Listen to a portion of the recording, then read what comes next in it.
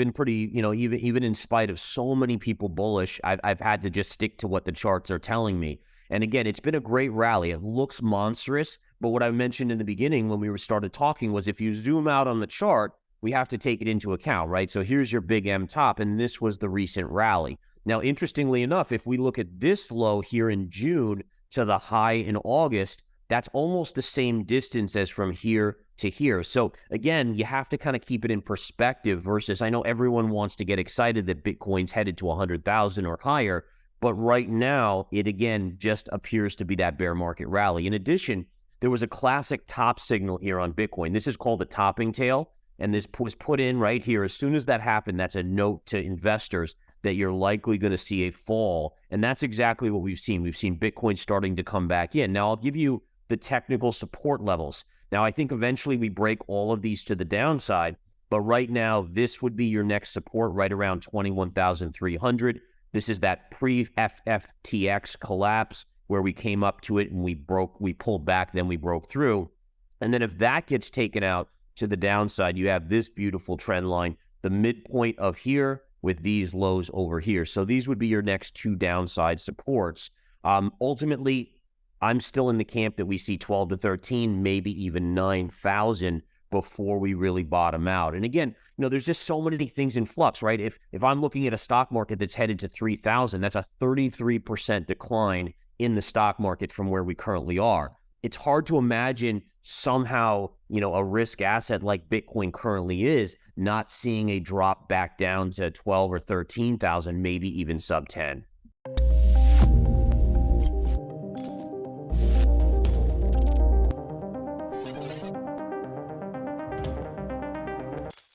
Bitcoin and Ether momentum stalled this week as investors fretted first about vibrant jobs data and continued U.S. central bank hawkishness, and then about the potential for increased crypto regulation. Kraken's agreement to sunset liquidity staking services for U.S. customers particularly darkened the market mood late Thursday. Hello and welcome to Money Talks.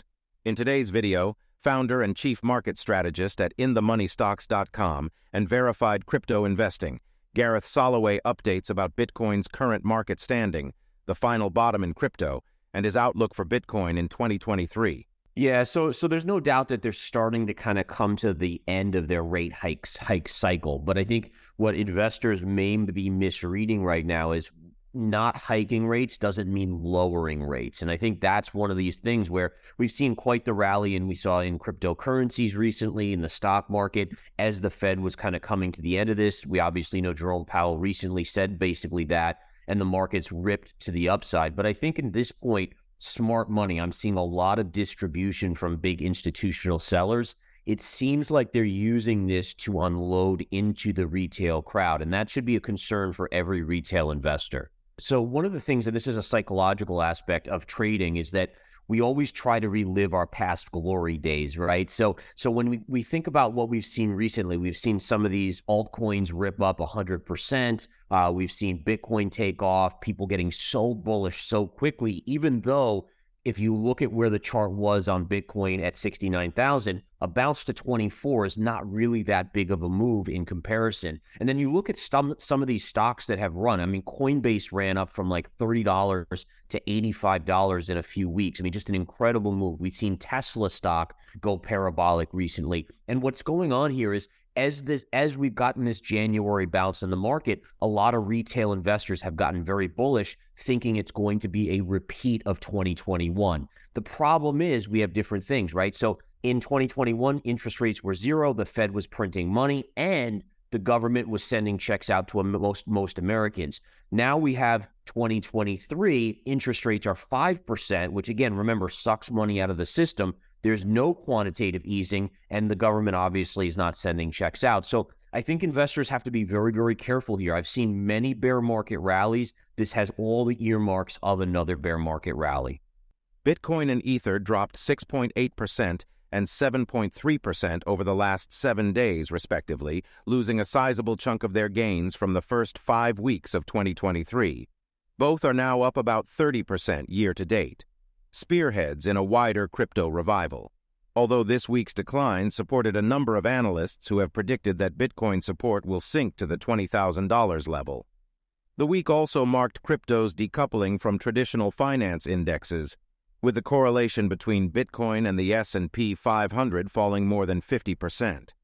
Many leading digital assets spent much of the week in the red. One of the things that I've learned is that bear market rallies there's a term for it, and it's called rip your face off rally. It's like so intense. And that's the way bear markets are. You have these reflex rallies that are really intense and unbelievable, and they really pull at your emotions to make you want to go bullish. And you just see things keep going up and up and up. But again, you just have to step back and look at the bigger picture. And if you go to the weekly charts, the monthly charts, this does have the earmarks of basically run-of-your-mill past bear market rallies. So here we have the chart of the S&P 500, right? And again, what I think investors are really queuing off of, there's a couple things that are bullish in the near term here. So number one would be basically the fact that if you look at this low, we've made a higher low and also a high and a higher high. So in terms of short-term bullishness, there's no doubt about that.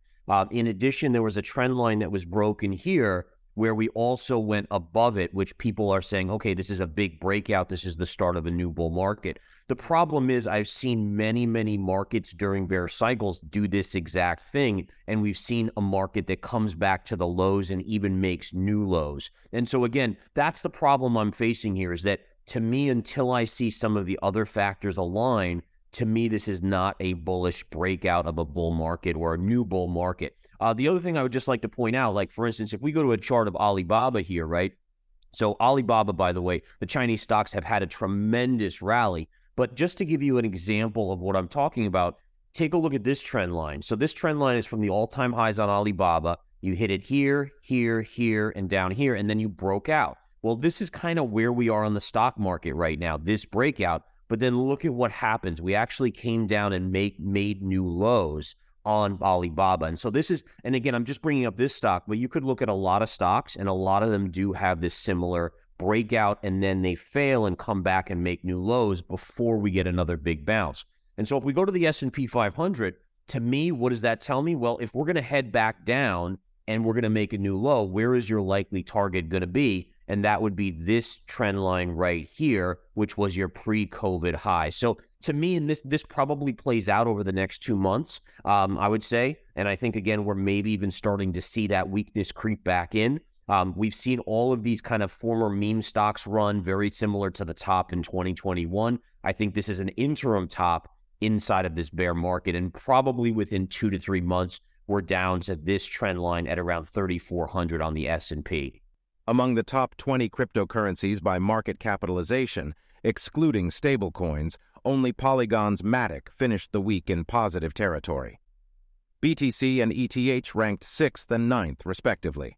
Solana, SOL, and Avalanche, AVAX, were the weekly laggards, with both down more than 15%.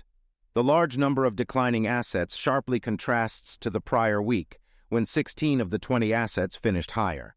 I think that you will get a significant bounce off of that, but I also think that we have to have a reversion to the mean, right? So again, we've had this market where we've been in this bull market that you could argue is artificially inflated because of Fed printing of money. And they finally stopped printing. So we're starting to revert back to the mean. And if I show my chart again on the S&P 500, we have this longer green trend line that actually goes all the way back to 2009. And you can see it basically hits every low. The only time we pierced it was in the panic of COVID, because we were literally, there were people there that thinking the world was going to end. So it was massive panic.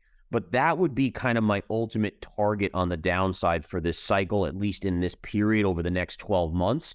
So I do think after we bounce off this 3,400, you probably have one more flush down to about 3,000. And I think the key is to keep in mind is that if the Fed is really going hard-nosed on inflation, then it makes a lot of sense that we have to come back to where the trend line was that is kind of the longer-term trend of the market. Even though that market did have the QE in it, we still got to come at least touch that trend at 3,000 on the S&P. Yeah, so I think that's part of it too, right? Is so I mean, you have the side where you have risk assets, like let's say the economy spins into a recession, the Fed, maybe inflation is still too high for them to actually cut rates versus going to neutral. That's also going to be a tricky thing for the stock market. That then a stock market sell-off is negative for crypto assets in general. And then you obviously have this regulation stuff, which again, this is stuff that it's going to make investors in crypto uncomfortable, right? I mean, we don't know the end game, we don't know the rules yet of what's a security, what's a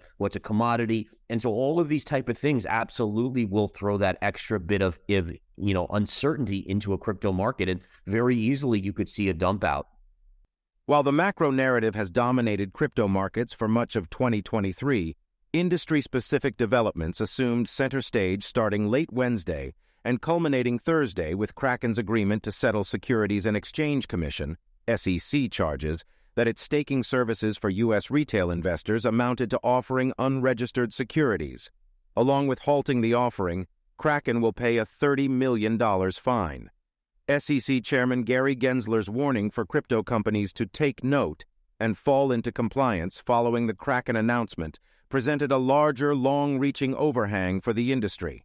The statement clearly signaled the SEC will be stepping up its crypto regulatory efforts. Yeah, so one of the things that I do, and this is just being super honest with the public, is that, even though I think it's going to 12 to 13, maybe 9, it's not like I'm waiting with my cash to buy at 9, right? I'm smart enough to know that I'm not smart, meaning that I don't know the exact low. And so what that means is that when it was in the 17 range, I picked up a 1/6 position, meaning that it was 1/6 of the bag that I want to accumulate on Bitcoin.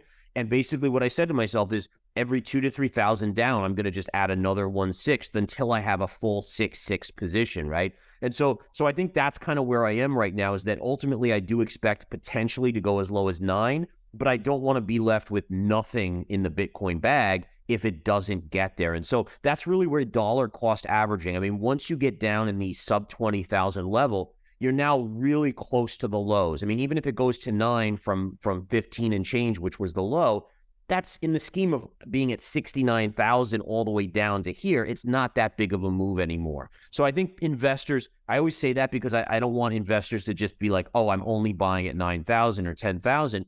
You kind of have to start to say, what's my long-term thesis on Bitcoin? Is it bullish? And if so, then you just basically have a game plan as it comes down and you execute that game plan. So, what are your thoughts about Gareth Soloway's prediction? Tell us in the comments. Also, don't forget to like and subscribe. See you soon with the next video. Thank you so much for watching.